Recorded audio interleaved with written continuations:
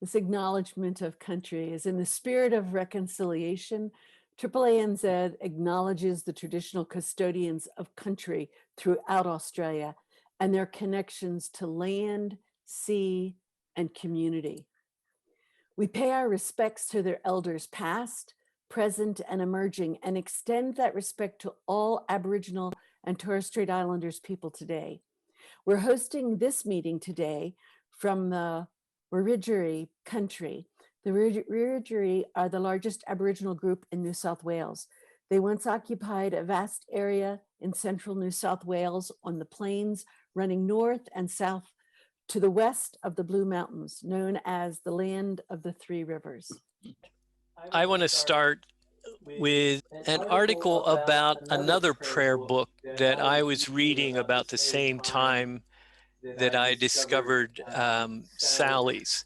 It's hard to believe that a prayer book can cause a lot of controversy, but this particular book called A Rhythm of Prayer was published, edited by Sarah Bessey, and it's a collection. All the meditations and prayers in the book are written by women. Sarah said she grew up in a Pentecostal environment where women used to get together to pray, and she wanted to duplicate that in this prayer book, that it would be like a circle of women getting together to pray. It was published, everything was going fine, and all of a sudden there was a big controversy.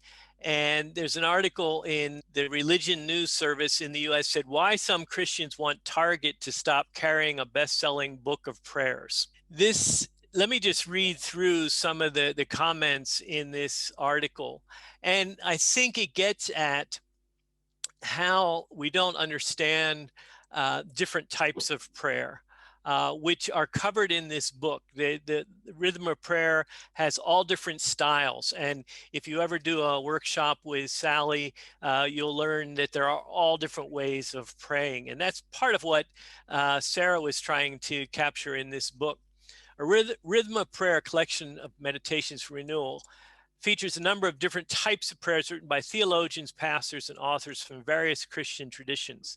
It hit bestseller lists in both the United States and Canada when it was released in February. In this article, it talks about different people, but the one prayer that sparked the controversy was a prayer called The Prayer of a Weary Black Woman by clinical psychologist and womanist theologian Shanika Walker Barnes. Fox News and conservative Christians learned about her particular prayer in this book. And the prayer has a line that says, "Dear God, please help me to hate white people." And that got the conservatives all fired up. Bessie and other contributors responded to what they said has been a firestorm of harassment, criticism, coordinated attacks, threats, and furor against her and the book. The thing about Dr. Walker Barnes' prayer is that it was written in the style of a lament. And one of the problems, I think, in our churches today, even those churches that follow the lectionary readings, we often leave out the laments because they are so gritty and earthy, and they deal with raw emotion. And so most people in our churches don't hear those kind of prayers. And when they do read a prayer like that or hear a prayer like that, they're shocked. And that's what this prayer of a weary Black woman was written in that style. The backlash that Dr. Walker Barnes is facing because of her prayer ironically serves as proof of why such a prophetic, powerful, and potent prayer is necessary, it says in this article.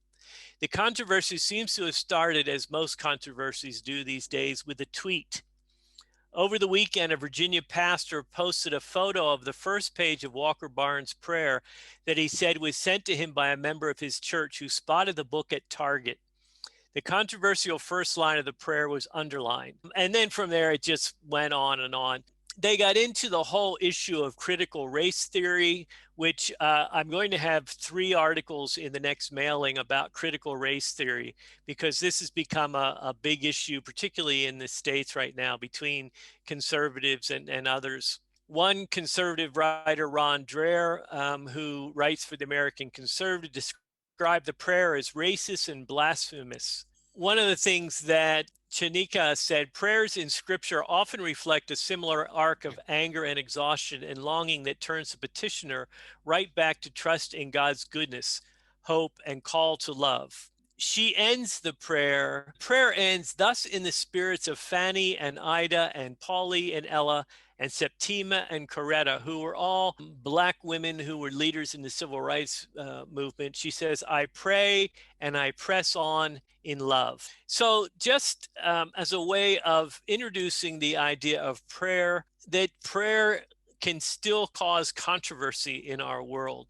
And I find that in itself refreshing. Now, Sally's book, as far as I know, has not sparked that kind of controversy so far. Maybe we can make that happen. But her book, and I think we have Conversations with Silence by Dr. Sally Longley. We were going to have a retreat day today at Magpie Hollow, looking at this book and different styles of prayer. That has been rescheduled for August. And that gives us more time to get more people to come along to that particular retreat. But we've asked Sally to join us today to talk about her book.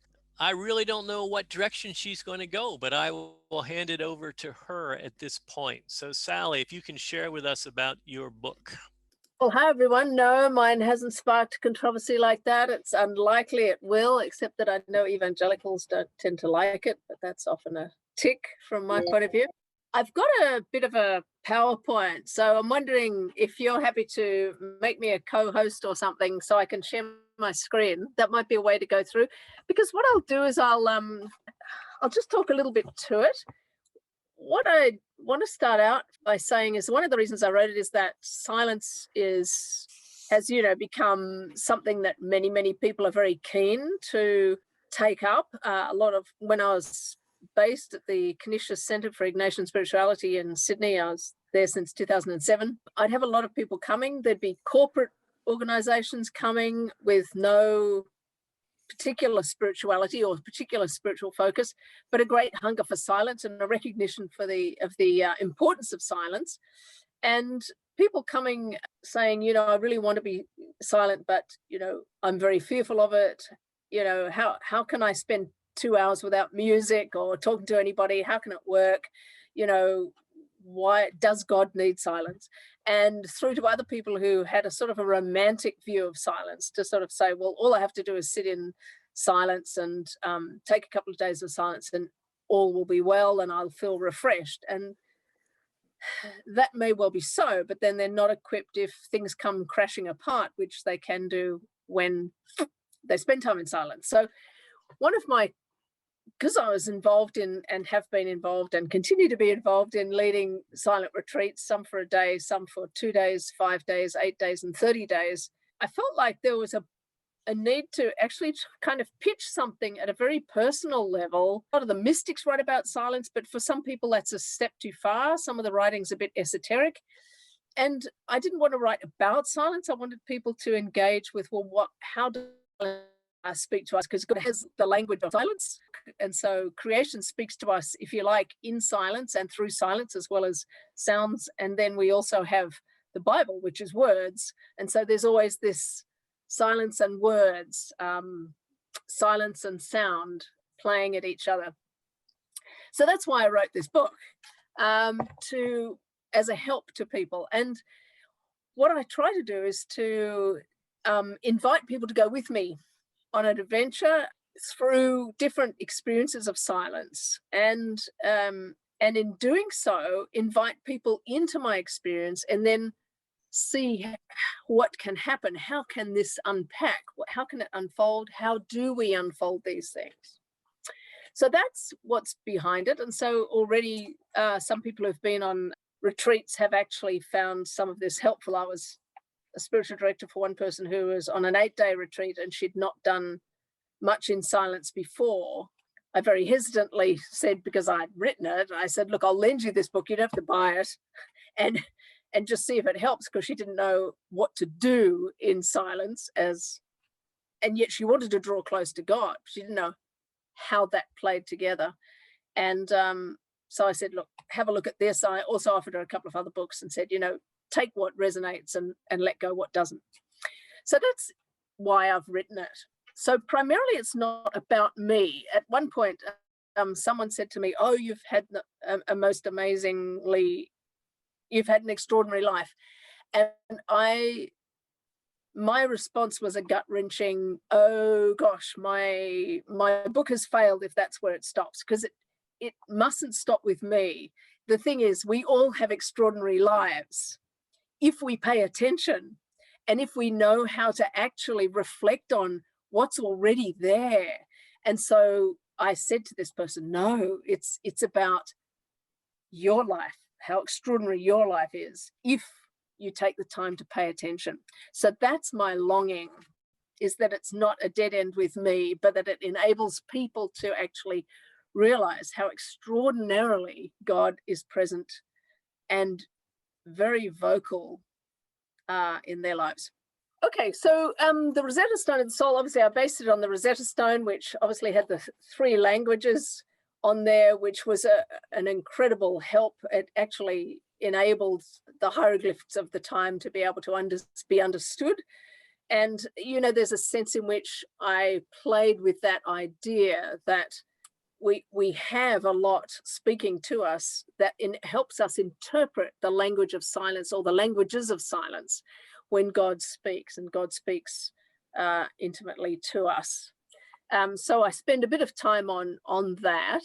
Then I speak a bit about the importance of reflection and returning to key moments, to key situations, and that, you know, we live in an experience-rich culture, and Western culture tends to collect experiences, even if they're retreat experiences or going on caminos and so on, and collect them and record them with photographs and put them on Facebook. And there's nothing wrong with that. Absolutely nothing wrong with that. But if that's as far as it goes, we lose the depth. And so it's returning to and reflecting on experiences. And I'm quite Ignatian formed in my own spirituality. And Ignatius says we return to times of prayer, even times we have daily. Return to the time of prayer and notice where God's movement was at that time. Where were the warm spots? Where were the invitations? And to return to that time and then go deeper into that time.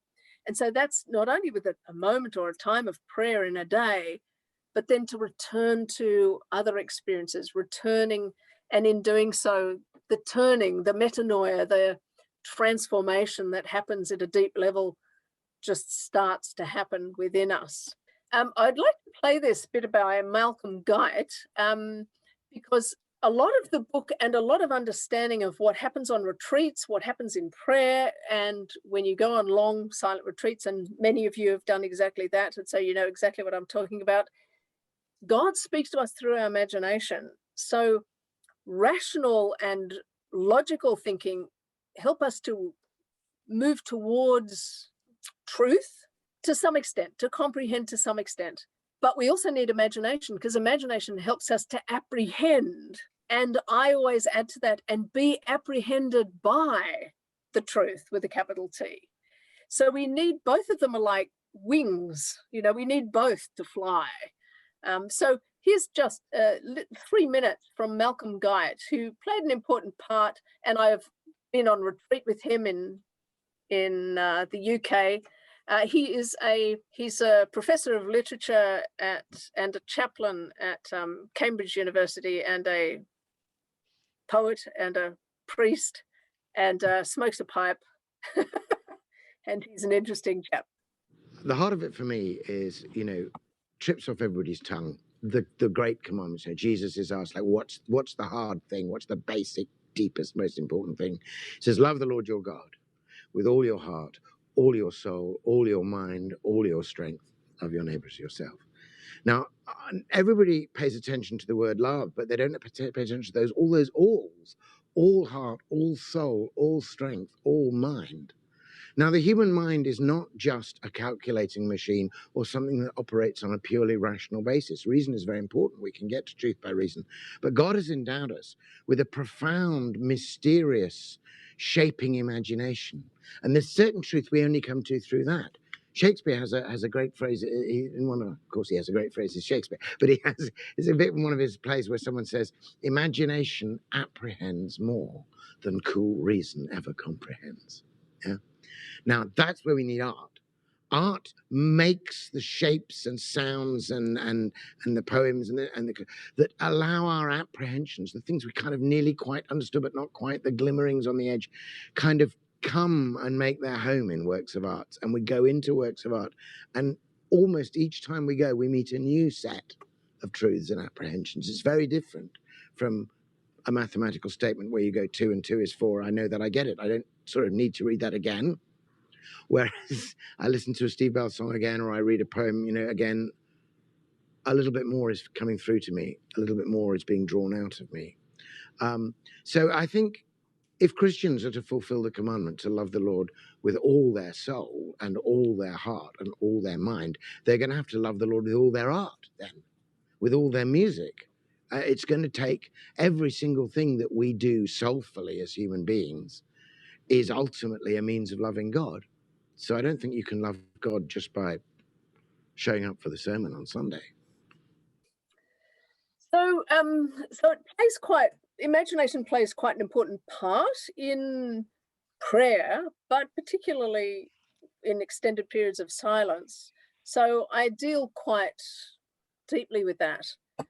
Then I go on different so chapter 1 is an introduction, and I talk a bit about imagination and how we'll travel through the whole adventure using different lenses.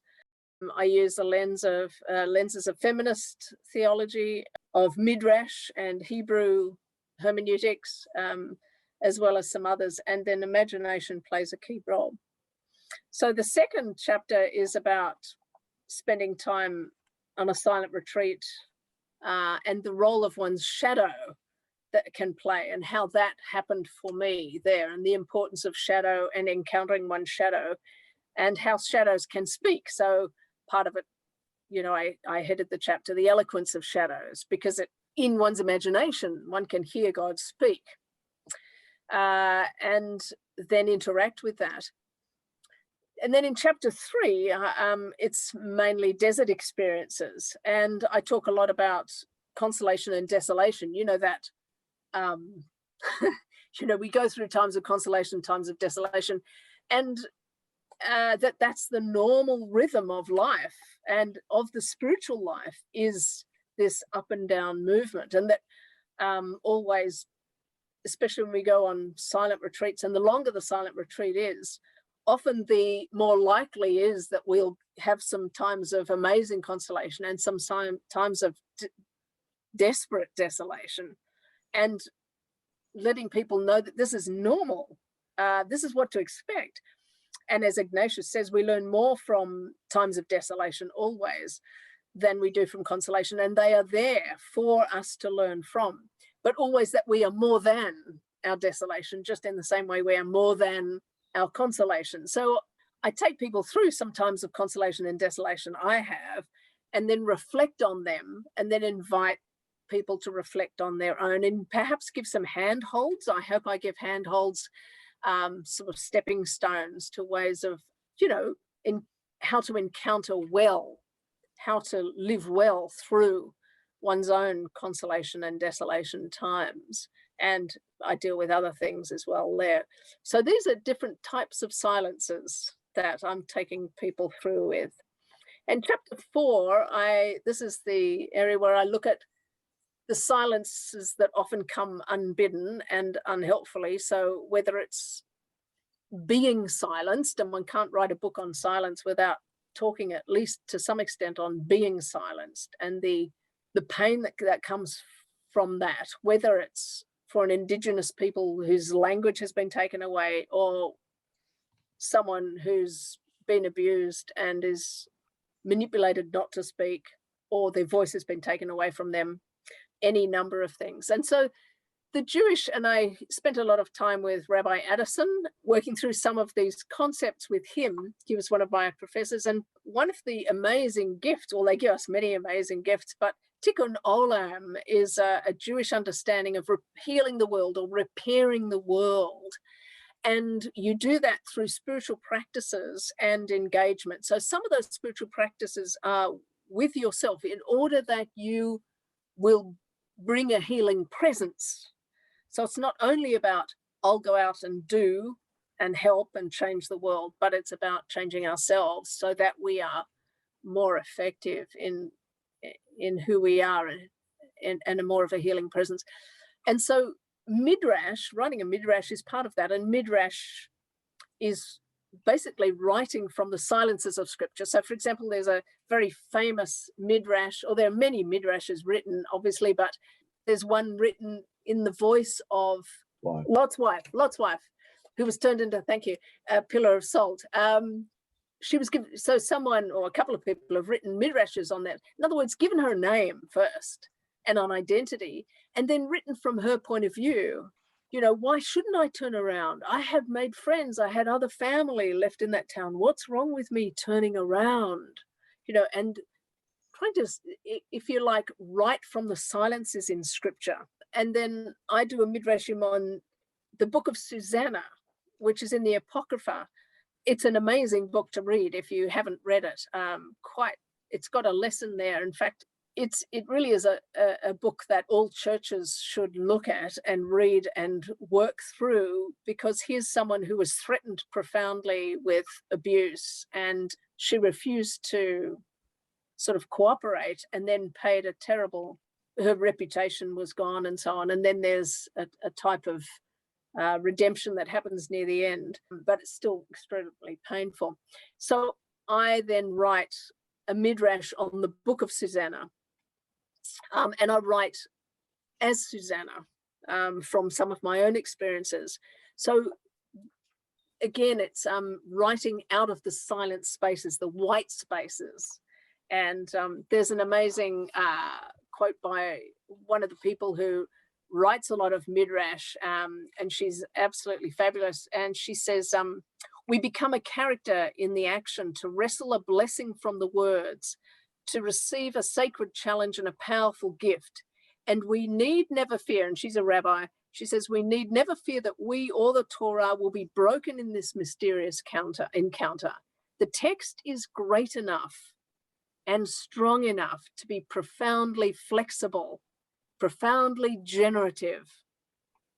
And so it's that freedom, if you like, to get away from the hermeneutic that says there's only one way to understand this passage, and what isn't there isn't there.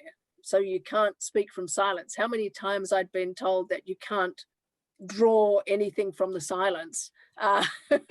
It's just incredible. So I've got that lock and key in that picture there, is basically saying, you know, it's unshackling scripture, it's unshackling the silences and bringing healing to the world.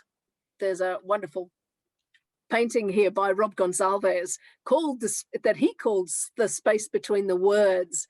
And if you look really closely, you probably can't see it here, but the books at the back turn into the windows, and then the words turn into clouds.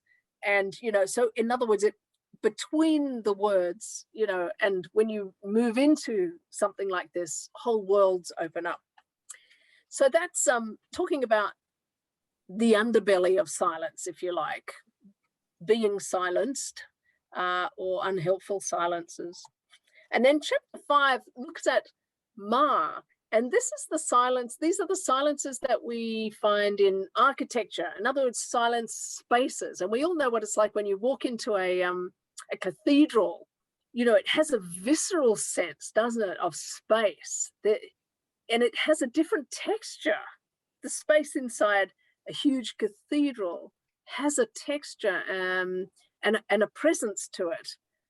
You can go inside a huge theatre, and again, there will be a different texture, a different nuance to what's there. And to then know that all things are imbued with the presence of God. So what is this silence? What is this space evoking and touching in me? How is this communicating with me? What is God's invitation into me?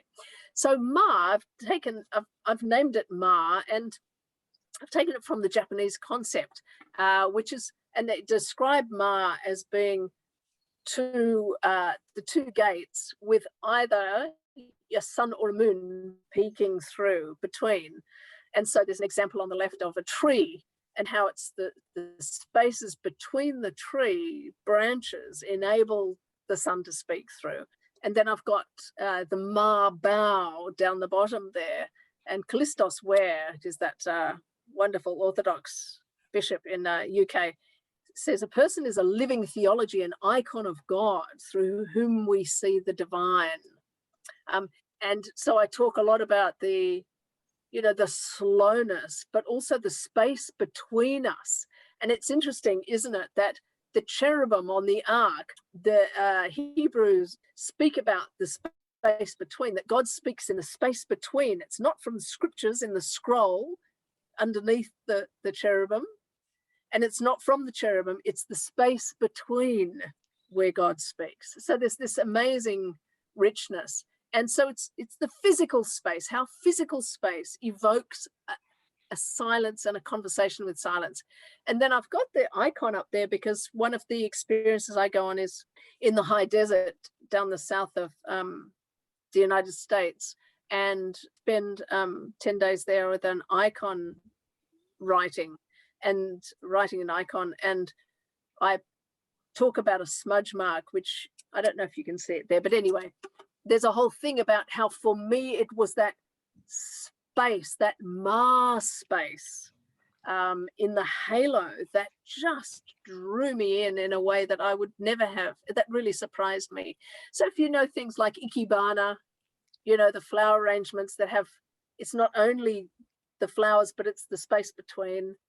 And we know even from journals, the white space is important, how much space you put in there. And when we do art, we know about how important it's often called negative space, but how space speaks. So, and really inviting people to realize that you don't have to have the finances or the ability to go away on big, expensive pilgrimages or retreats. It's right there as you walk through the local park. It's right there as you walk through the city, to notice those moments of Ma and enter into them. And then I talk about Salah, which is listening into the silences, the music and the poetry. There are slivers of silence, and you can be, I talk about going into an antiquarian bookshop, music in time of music. So it's listening into the silences in music and poetry. And I start off this chapter with a quote from Kabir, who's an amazing poet. And he says, it's called Breath. And he says, "Are you looking for me? I am in the next seat. My shoulder is against yours. You will not find me in stupors, not in Indian shrine rooms, nor in synagogues, nor in cathedrals, not in masses or in kirtans, not in legs winding around your own neck, nor in eating nothing but vegetables. When you really look for me, you will see me instantly. You will find me in the tiniest houses of time." The tiniest houses of time. Kabir says, "Student, tell me what is God. He is the breath inside the breath." And so the invitation, I realize that I've got this as chapter 6, but it's actually chapter 5. I've switched them around by mistake. But it's the tiniest houses of time that I invite people to enter into. So again, all of us have tiniest houses of time, slivers of silence. And I came across Salah when I was reading the Psalms, and I always read over Salah, oh yes, it's fine, but never really entered into what Salah was inviting, which is to meaning, they don't really know what it means, but the greatest, this is Ben Ollenberger's thing, from those who know Ben Ollenberger, said, the best understanding they have of Salah is that it means to pause, to wait, just to receive, to take this in. It's a kind of a receiving Salah, pause. And so when we read the Psalms and we come across the word Salah, it's an invitation to do exactly that. Pause, stop, receive. What is this about? I also talk about the word behold, which is such most translations don't, modern translations don't even include it anymore.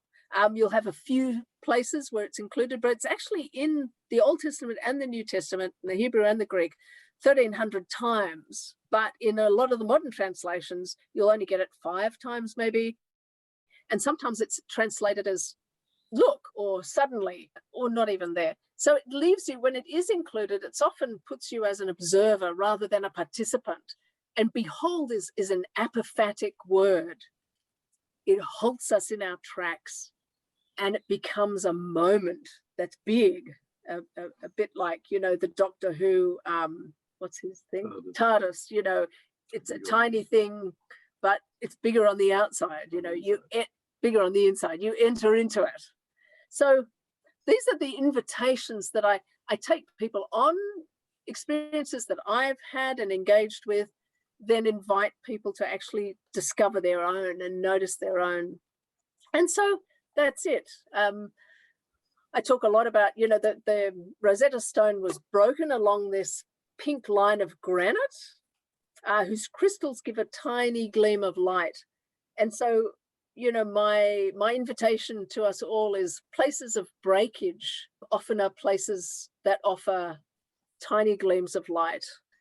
And so to the whole of the Rosetta Stone, not only the translations, but also its brokenness and its beauty. And I know it's recently been cleaned apparently in the British Museum, but it doesn't belong there as well. But anyway, yeah, it's just an amazing thing. And so the last chapter I invite, and you'll see the Mad Hatter's Tea Party there, I invite some of these different characters, Salah, Ma, Susanna, different members to come to a tea party so that I have a conversation with conversations about silence.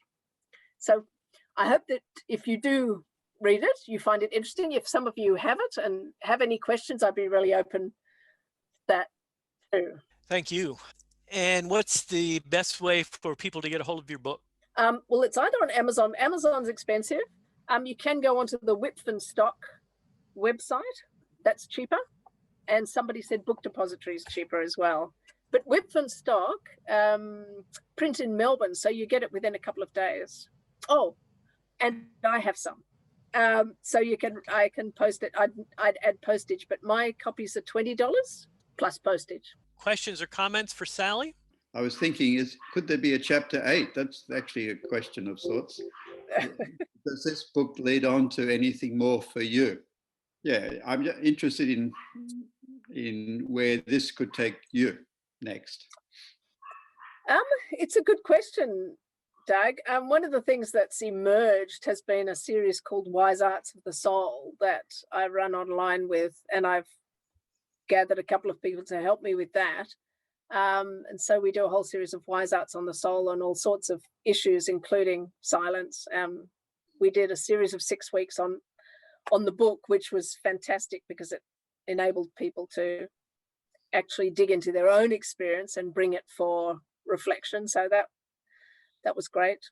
So that's really come out of finishing the book. Other than that, I don't know. I think there's been a real exploration into unintentional silence as a result of the lockdowns that most of us have experienced. Yeah. And I guess I refer a little bit to COVID in that. Yeah. Yeah. And I think I often feel that we're thrown into silence. Often life just takes us there, even if we're unwilling to go there.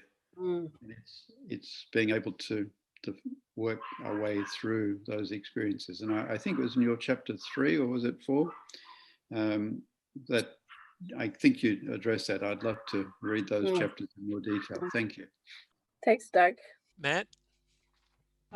Yes. I'm also glad, following Doug there, that you touched today upon people being muted and where silence is forced. Some people are born silent, and some people have silence thrust upon them, and others choose silence. And you mentioned, I think, early on that you know, maybe some people have fears about silence. So I'd love to hear you talk a little bit about the negative side of silence. Why is it that we're fearful of it, and what can we learn from the fact that silence is sometimes violent? It can be used as a weapon of control when we force silence on others. It's a huge topic, isn't it? It's a topic on its own, isn't it, Matt? It's weaponized. It's a very powerful weapon. I talk about Totschweigen, which is the German word. We don't really have an English equivalent, but I refer to Totschweigen in that it's a German word meaning basically death by silence. So you can silence someone. That way you can kill their career, if you like.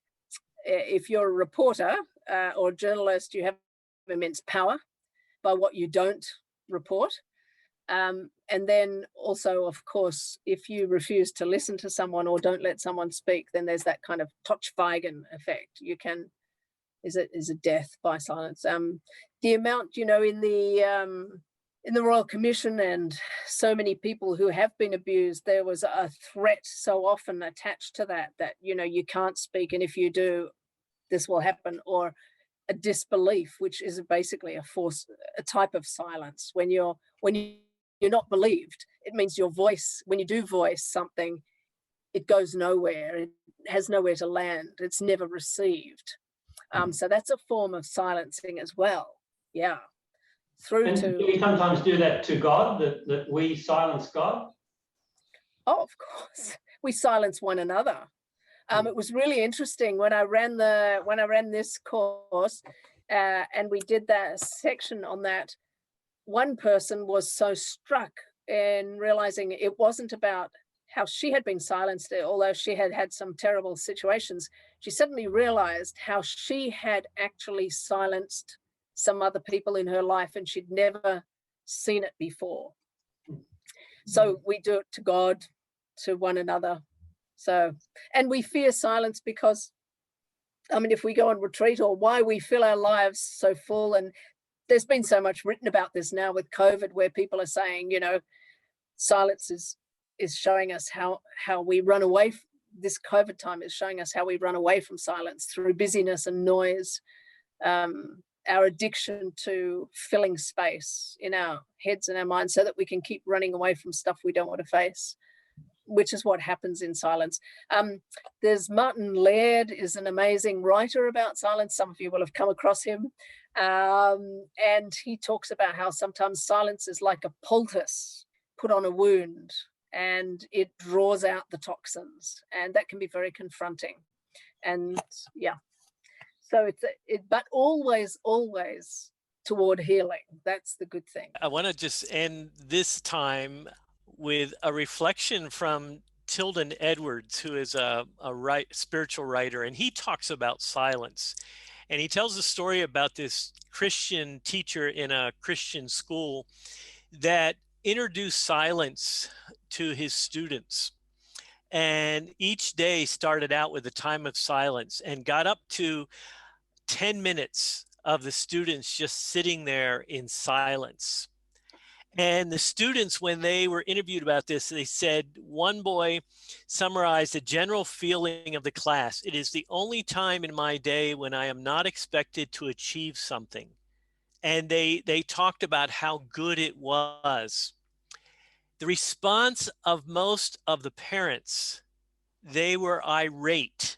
One of the parents said, "It isn't Christian. I'm not paying all that tuition for my child to sit there and do nothing."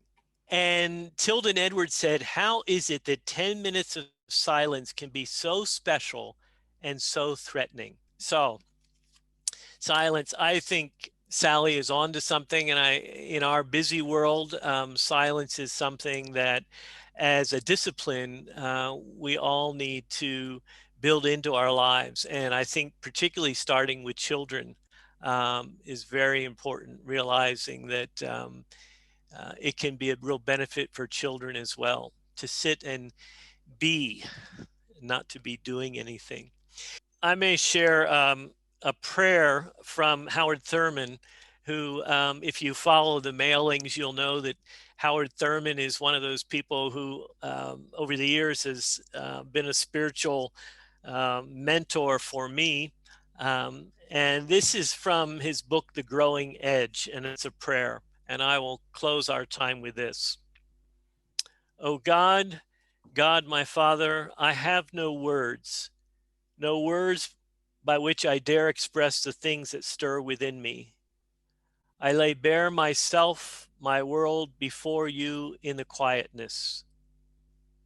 Brood over my spirit with your great tenderness and understanding and judgment, so that I will find in some strange new way strength for my weakness, health for my illness, guidance for my journey.